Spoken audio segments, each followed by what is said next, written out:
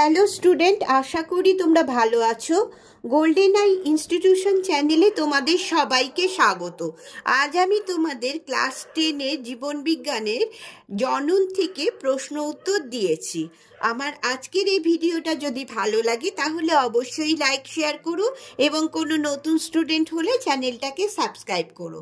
তাহলে চলো পড়ানোতে যাওয়া যাক। মাধ্যমিক জীবনবিজ্ঞান জনন থেকে প্রশ্ন উত্তর।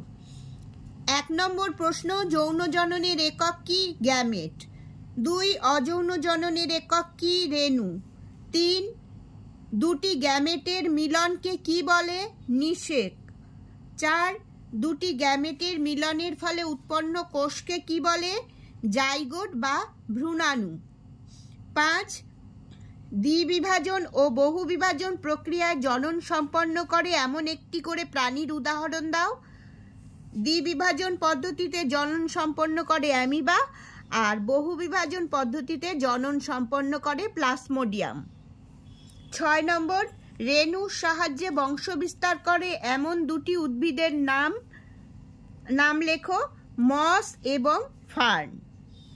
7 নম্বর, কোরকোদ্গম পদ্ধতিতে জনন সম্পন্ন করে এমন একটি উদ্ভিদ ও প্রাণীর উদাহরণ দাও।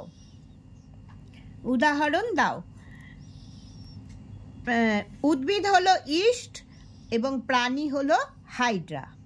এরা হচ্ছে কোরকোদ্গম পদ্ধতিতে জনন সম্পন্ন করে। 8 নম্বর, খণ্ডীভবন পদ্ধতিতে জনন সম্পন্ন করে এমন একটি উদ্ভিদের নাম লেখো। স্পাইরোগাইরা নামক শৈবাল। 9 নম্বর, চলরেণু বা জুস্পোরের সাহায্যে কে বংশবিস্তার করে? ফাইটোপথোরা। 10, অচল রেণু বা অ্যাপ্লানোস্পোরের সাহায্যে কে বংশবিস্তার করে? মিউকর। 11 নম্বর, কোন প্রাণী পুনরুৎপাদন পদ্ধতিতে বংশবিস্তার করে? প্ল্যানেরিয়া। 12, টরুলা দশা কার দেখা যায়? ইস্ট নামক ছত্রাকের টরুলা দশা দেখা যায়। 13 নম্বর, পেনিসিলিয়াম কিসের সাহায্যে অযৌন জনন সম্পন্ন করে? কর্নিডিয়ার সাহায্যে। মনে রাখবে, এটা একটু আলাদা। 14, অঙ্গজ জনন কি এবং এটা কয় প্রকার ও কি কি? যে জনন প্রক্রিয়ায় জীবদেহের কোনো অঙ্গ বা অঙ্গাংশ জনিত্রী জীবদেহ থেকে বিচ্ছিন্ন হয়ে অপত্য জীব সৃষ্টি করে তাকে অঙ্গজ জনন বা অঙ্গজ বংশবিস্তার বলে। অঙ্গজ জনন 2 প্রকার, প্রাকৃতিক অঙ্গজ জনন আর কৃত্রিম অঙ্গজ জনন। 15 নম্বর, প্রাকৃতিক অঙ্গজ জনন কি কি প্রকারে হয়? এটা আমি লিখেছি। 1 নম্বর হতে পারে রসালো মূলের সাহায্যে বংশ বিস্তার করে, যেমন রাঙা আলু বা লাল আলু এর উদাহরণ।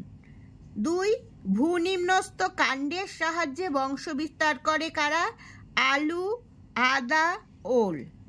এরা কিন্তু কাণ্ড, এদের থেকে অস্থানিক মূল বের হয়, তারপরে এরা বংশ বিস্তার করে।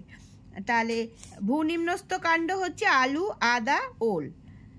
গ নম্বর হচ্ছে অর্ধবায়ব কাণ্ডের ধাবকের সাহায্যে বংশ বিস্তার করে কারা? শুষ্নি, থানকুনি। খর্ব ধাবকের সাহায্যে বংশ বিস্তার করে কচুরিপানা। পাতা বা পত্রজ মুকুলের সাহায্যে বংশ বিস্তার করে বিগোনিয়া আর পাথরকুচি। 16 নম্বর, কৃত্রিম অঙ্গজ জনন 3 ধরনের হয়, কাটিং, গ্রাফটিং আর মাইক্রোপ্রোপাগেশন। কাটিং বা শাখা কলমের সাহায্যে নতুন গাছ সৃষ্টি হয় হচ্ছে গোলাপ, লেবু, জাম, আম, তুলা প্রভৃতি গাছের। আর গ্রাফটিং বা জোড়া কলমের সাহায্যে নতুন গাছ সৃষ্টি হয়, এগুলো আম গাছের সম্ভব, লেবু, পেয়ারা প্রভৃতি গাছে। আর মাইক্রোপ্রোপাগেশন আমি পরে আবার লিখেছি কাকে বলে। 17 নম্বর, স্টক ও সিয়ন কাকে বলে? গ্রাফটিং বা জোড় কলম পদ্ধতিতে মূল সহ যে গাছটিতে অন্য গাছের ডাল লাগানো হয় তাকে বলে স্টক। স্টকই তার মানে মূল গাছটা। আর যে গাছটি শাখা জোড়া হয় তাকে বলা হয় সিয়ন। ঠিক আছে। 18 নম্বর হচ্ছে স্টক ও শিয়নে গাছের ডালের যে অংশে জোড়া লাগানো হয় তার নাম কি? এটা খুব ইম্পর্টেন্ট প্রশ্ন। গাছের ডালের ক্যাম্বিয়াম পর্যন্ত চেয়েছে, ডাল দুটিকে জোড়া লাগানো হয়, তার মানে ক্যাম্বিয়ামের সঙ্গে ক্যাম্বিয়ামের যোগ করতে হয় যখন জোড় কলম করা হয়। 19 নম্বর মাইক্রো প্রপাগেশন কাকে বলে? কোষ, কলা বা অঙ্গ পালন প্রকৌশল দ্বারা একাধিক উদ্ভিদ প্রজাতির বংশবিস্তার ঘটানো সম্ভব। এই পদ্ধতিকে বলে মাইক্রো প্রপাগেশন। এটা মুখস্থ করতে হবে, ঠিক আছে? আর 20 নম্বর হচ্ছে মাইক্রো প্রপাগেশন বা অণু বিস্তারণ। এর আরেকটা নাম হচ্ছে অণু বিস্তারণ। পদ্ধতির ধাপগুলি পরপর লেখো, এটা অনেক আসে। প্রথমে হচ্ছে মুকুল বা কলা, হ্যাঁ, ভাজক কলা, এগুলো নিতে হবে। তার থেকে বেরোবে হচ্ছে ক্যালাস, তার থেকে এমব্রয়েড, তার থেকে প্ল্যান্টলেট, তারপরে পরিণত উদ্ভিদে পরিণত হবে। 21 নম্বর কলাকর্ষণ পদ্ধতিতে কোষ বা কলার ক্ষুদ্র টুকরোগুলোকে বিশেষ কর্ষণ দ্রবণে বৃদ্ধি ঘটানো হয়। এই কর্ষণ দ্রবণটি কি কি দিয়ে তৈরি করা হয়?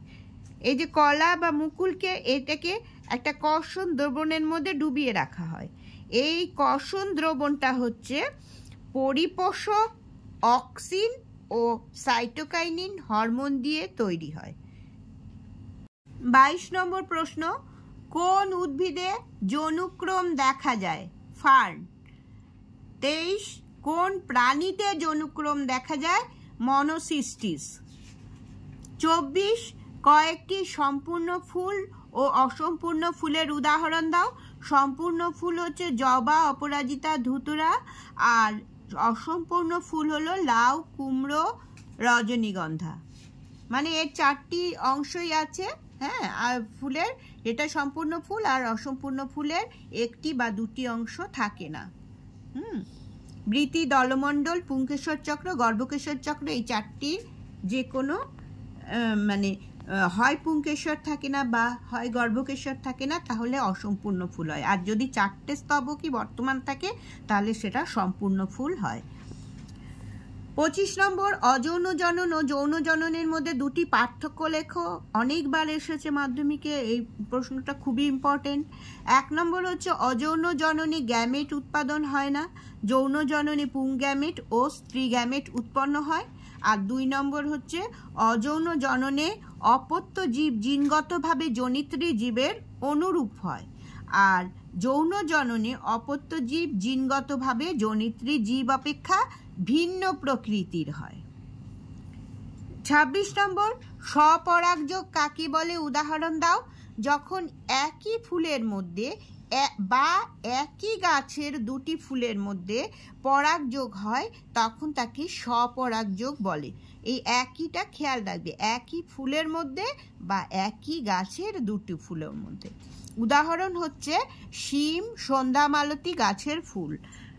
27 নম্বর ইতর পরাগযোগ কাকে বলে? উদাহরণ দাও।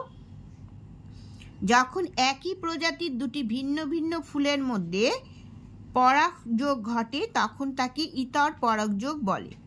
উদাহরণ হচ্ছে লাউ, পেঁপে ইত্যাদি গাছের ফুল। 28 নম্বর নিষেক ছাড়া স্ত্রী জনন কোষ থেকে অপত্য জীবের সৃষ্টি হয় কোন প্রাণীর? মৌমাছি। 29 নম্বর প্রশ্ন, ইতর পরাগযোগে বাহকগুলি যে ফুলের পরাগযোগ ঘটায় তার একটি করে উদাহরণ দাও। বায়ুর সাহায্যে পরাগযোগ ঘটে হচ্ছে ধান অথবা গম অথবা জোয়ার, এই 3টের যে কোনো একটা লিখবে। এরা হচ্ছে বায়ু পরাগী ফুল। জলের সাহায্যে পরাগযোগ ঘটে পাতাঝাজি অথবা পাতাশাওলা, যে কোনো একটা লিখবে। এরা জল পরাগী ফুল। পতঙ্গর সাহায্যে পরাগযোগ ঘটে আম অথবা সূর্যমুখী, এটা হচ্ছে পতঙ্গ পরাগী ফুল। আর হচ্ছে পাখি বা পক্ষীর সাহায্যে হয় পলাশ অথবা শিমুল অথবা মাদার গাছের ফুল, এদের বলে পক্ষী পরাগী ফুল।